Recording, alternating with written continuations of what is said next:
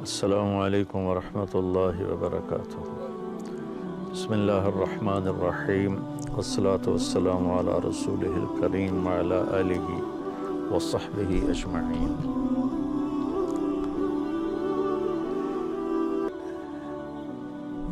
پوری دنیا کے انسانوں کے لیے سب سے پہلے جس علم کو سیکھنا ہے وہ ہے کہ میرا بنانے والا کون ہے اور وہ مجھ سے کیا چاہتا ہے اور اس کی کیا صفات ہیں، وہ کیسا ہے۔ یہ علم سب سے پہلے ہے۔ اگر اس علم سے کوئی جاہل مر گیا تو وہ سب سے بڑا جاہل ہے، چاہے وہ سائنسدان ہو، چاہے وہ کوئی آئی ٹی کا ہو، چاہے وہ کوئی فزکس کا ہو، کیمسٹری کا ہو۔ وہ ایک ایسی کہاوت ہے کہ کالج کے لڑکے کشتی میں سیر کر رہے تھے تو ایک نے پوچھا ملاح سے، چاچا تینوں فزکس آندی؟ اس نے کہا پترا میں تو نہ ہی آج سنے۔ تو لڑکے نے کہا تیری آدھی زندگی تو ایسی ہی چلی گئی۔ دوسرے نے پوچھا چاچا کیمسٹری پڑھی؟ اس نے کہا پترا آج ہی نہ سنے۔ میں کہا تیری ادھی چلی گئی۔ تیسرے نے پوچھا بابا تو نے زالوجی پڑھی ہے؟ میں کہا نہیں میرا بچہ، میں تو کشتی ہوا ہے یہ ساری زندگی۔ اس نے کہا تیری ادھی چلی گئی۔ اتنے چاہ گئی موج اور کشتی ڈولنے لگی تو ملا نے پوچھا پترو تیرنا سکھیا جے؟ انہوں نے کہا کوئی نہیں۔ انہوں نے کہا میری ادھی گئی تو ساری گئی۔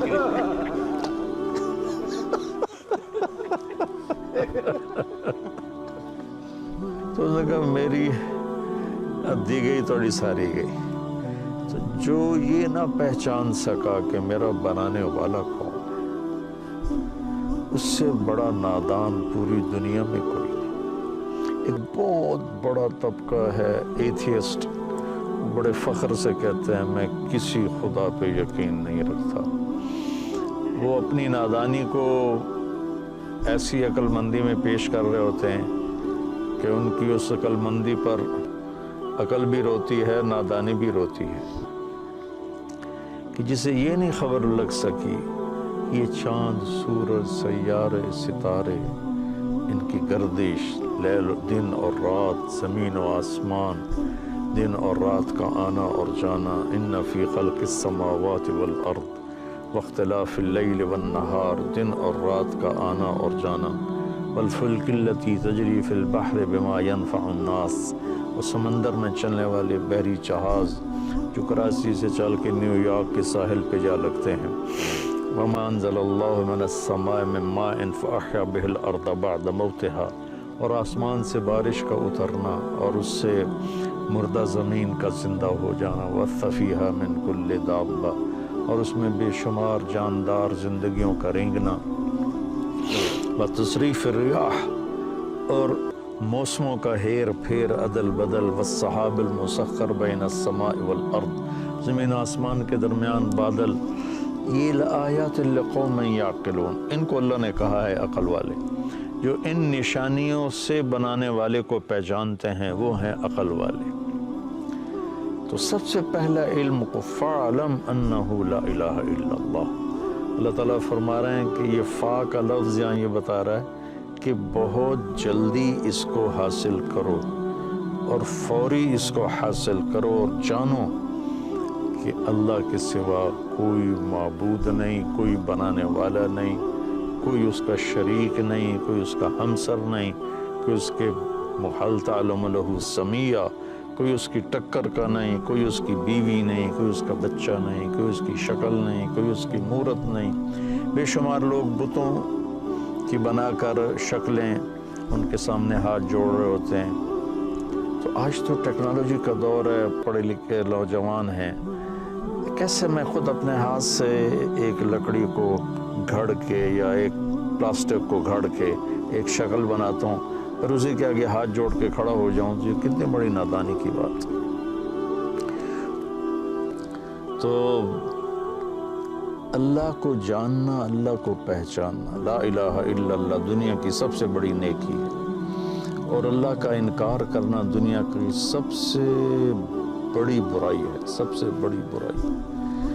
اللہ کو جاننا پھر اللہ کو صحیح جاننا۔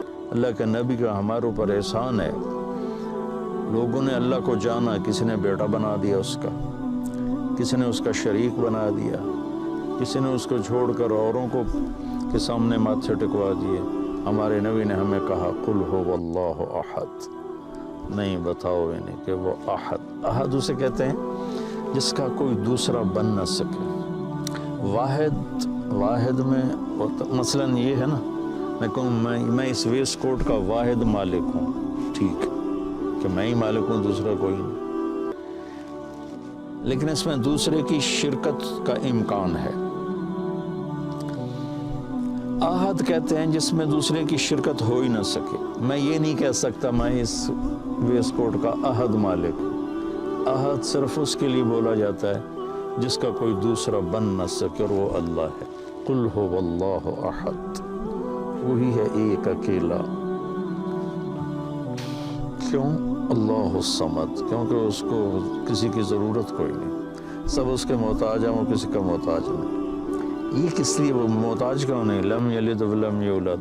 آدمی محتاج ہوتا ہے یا پیدا ہو یا کوئی اس سے پیدا ہو، تو آدمی پھر محتاج ہوتا ہے۔ تو نہ وہ پیدا ہوا ہے نہ اس سے کوئی پیدا ہوتا ہے، لہٰذا اس پر مہر لگاؤ ولم یکن لہ کفوا احد، کہ کوئی اس جیسا کائنات میں ہے ہی نہیں۔ یہ میرے نبی کا پوری امت پر، انسانیت پر احسان ہے کہ اللہ کا صحیح پتہ بتایا، اللہ کا صحیح تعارف کروایا۔ اور اللہ کے نام میں ایسی خصوصیت ہے کہ اس میں کوئی نقطے والا حرف کوئی نہیں۔ جو نقطے والے حرف ہوتے ہیں وہ کمزور ہوتے ہیں، جو بغیر نقطے والے ہوتے ہیں وہ طاقتور ہوتے ہیں۔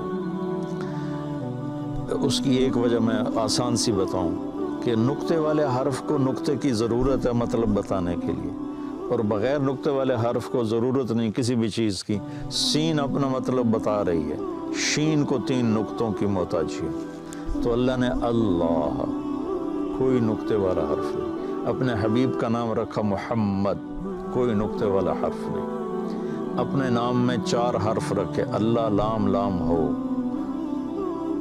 اپنے نبی کے نام میں چار لفظ رکھے، میم ہا میم دال، 4 حرف نبی کے نام میں، 4 حرف اللہ کے نام میں۔ اور جب اللہ نے کلمہ بنایا تو 2 حصے بنائے، لا الہ الا اللہ محمد رسول اللہ۔ تو لا الہ الا اللہ بھی 12 حرف ہیں اور محمد رسول اللہ بھی 12 حرف ہیں، ایسے تکڑی تول کے بنایا۔ کلمہ بس اتنا ہی ہے، اس کے اوپر کلمہ نہیں ہے۔ تو پھر اللہ کے نام میں ایک خصوصیت ہے جو دنیا کے کسی نام میں نہیں۔ اگر کسی کے نام میں سے کوئی حرف نکال دو تو اس کا مطلب ہی تبدیل ہو جاتا ہے۔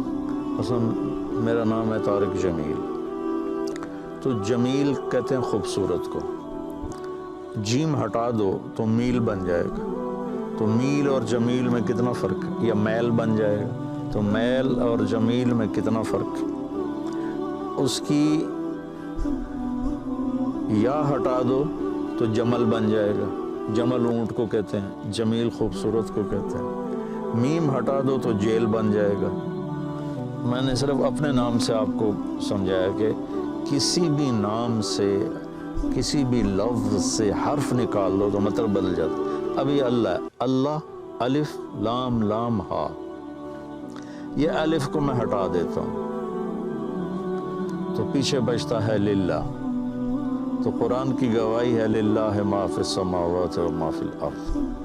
تو یہ 3 حرف بھی اللہ ہی کی طرف جا رہے ہیں۔ پھر میں یہ لام ہٹا دیتا ہوں، پیچھے بچ جاتا ہے لہو۔ تو ابھی میں نے اس آیت پڑھی، لہو ما فی السماوات و ما فی الارض، لہو بھی اللہ کو بتاتا ہے۔ پھر میں یہ لام ہٹا دیتا ہوں تو پیچھے بچ جاتا ہے الہ، تو الہ بھی اللہ کو بتاتا ہے، وَهُوَ الَّذِي فِي السَّمَاءِ إِلَٰهٌ وَفِي الْأَرْضِ إِلَٰهٌ۔ اب ایک عجیب کام کرتا ہوں، یہ تینوں حرف مٹا کے صرف ہا کی پیش کو باقی رکھتا ہوں، تو یہ بھی اللہ کو بتاتی ہے، اللہ لا الہ الا ہو کہو تو اللہ، لہو کہو تو اللہ، الہ کہو تو اللہ، للہ کہو تو اللہ، اللہ تو پھر اللہ ہی ہے۔ تو بھائیو، سورہ بقرہ نہیں پورے آسمانی کلاموں کا سرخیل کلام ہے آیت الکرسی. اور حضرت علی رضی اللہ تعالیٰ عنہ نے ارشاد فرمایا اگر میں سورۃ فاتحہ کی تفسیر بیان کروں تو 70 اونٹوں پہ لا دی جائے گی.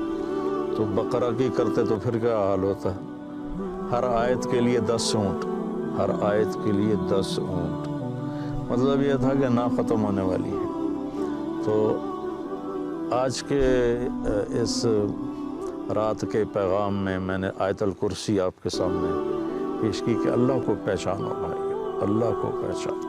اگر اللہ کو پہچان جاتے تو رشوت نہ ہوتی، قتل و غارت نہ ہوتے، ایسے شراب زنا کے دور نہ چلتے، ایسے نافرمانیاں نہ ہوتی.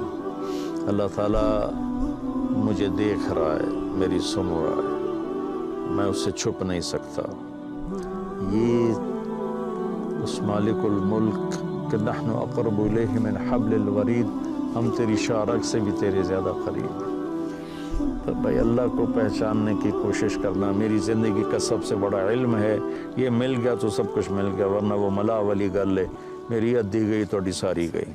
السلام علیکم.